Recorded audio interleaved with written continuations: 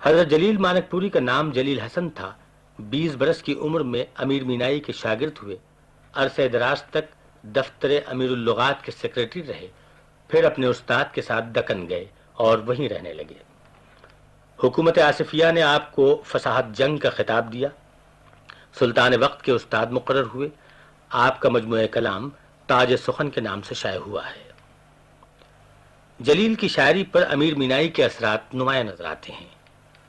وہی شوخی، وہی سادگی، مترنم الفاظ اور عام فہم خیالات.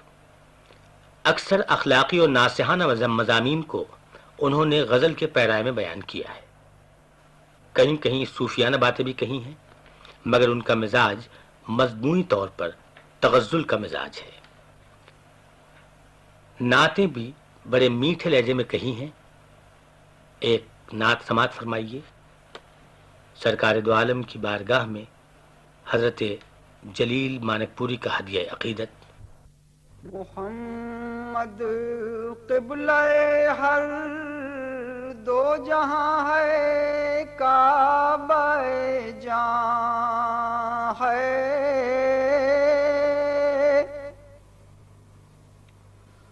محمد قبلہ ہر دو جہاں ہے، کعبہ جاں ہے.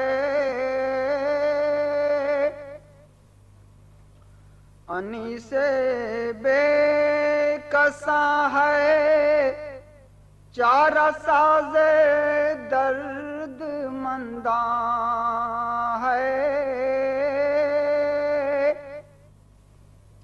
انی سے بے کساں ہے، چارہ ساز درد منداں ہے.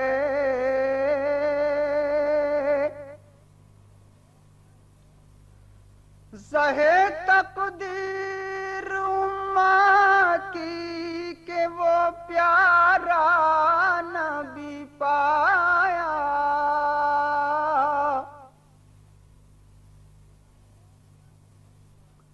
زہے تقدیر امت کی کہ وہ پیارا نبی پایا.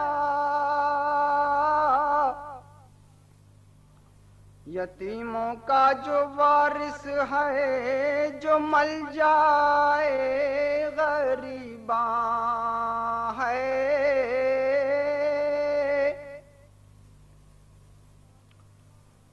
یتیموں کا جو وارث ہے، جو مل جائے غریباں ہے.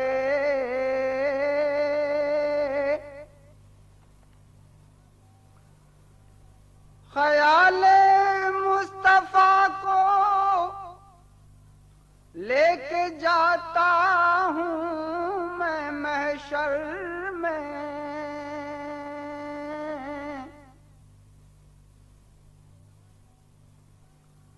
خیال مصطفیٰ کو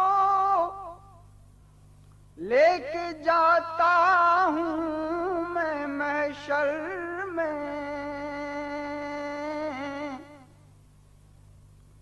نہ طاعت ہے نہ تقویٰ ہے، یہی بخشش کا سامان ہے.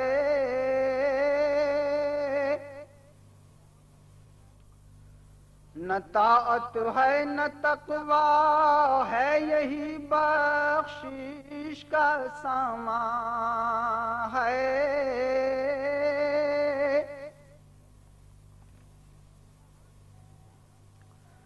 بحق احمد و آل محمد بخش دے مجھ کو.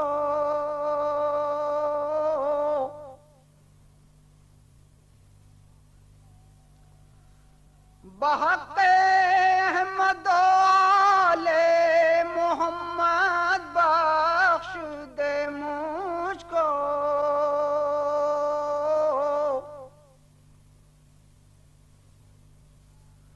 جلیل خستہ یا رب مغفرت کا تجھ سے خواہاں ہے.